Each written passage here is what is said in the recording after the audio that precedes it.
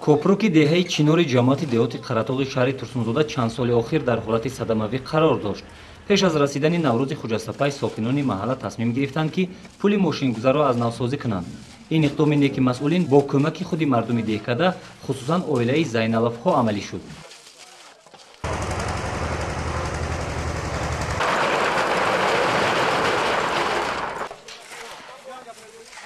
از نوسازی پل دهه چینار در نتیجه حشر دسترجمعی عملی شد.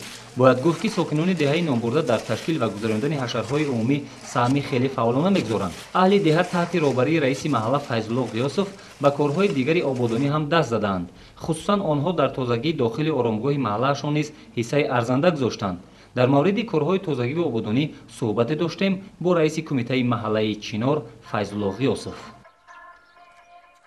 با مقصد انا گذراندن جشن نوروز بین المللی در دهه سر کردم با تشبوس به واسطه محله بچه‌های محله با مردم با تشبوس عائله زینالوف‌ها و همه بچه‌های دهه با مقصد جشن نوروز خیلی که پیشوای ملت محترم امام رحمان گفتن از در بومی خود سر کردن در کار هر یک آبادانی رو دین قبرستان رو تازه کرده منفعش گردوندیم. امروز کوپروک را از نو برقرار کردیم.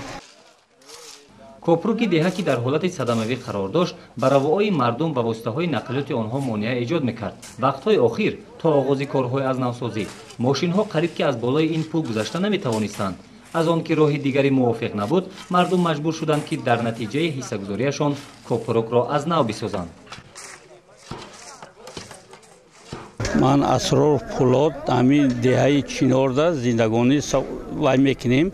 من که میندارگی خودم اول با رئیس محله وای بیان میکنم. بعد زینالوف‌ها که مثال همه خیلی دستگیری کردم با همون چی ویاقتی من کوپروک دین من این قبرستان اونجا همون تازه کردم بچه‌ها.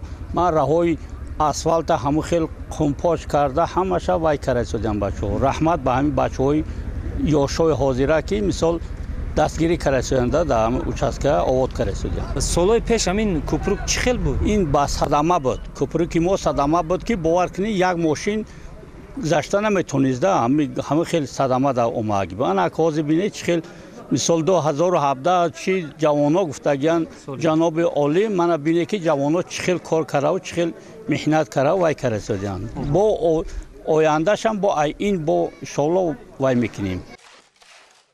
تشبوس‌های نیک و سازنده مردم دهه چینار جماعت دیوتی قراتوق در عرفه پیشوازگیری عید نوروز و آغاز فصل بهار عملی گردید. تا جشنگیری عید نوروز بین المللی یک قطار کارهای دیگری آبادانی را نیز ساکنان محله به راه ماندند. گزارش دلشاد رحمانوف و دلمراد شریفов برای برنامه اطلاعاتی خبر.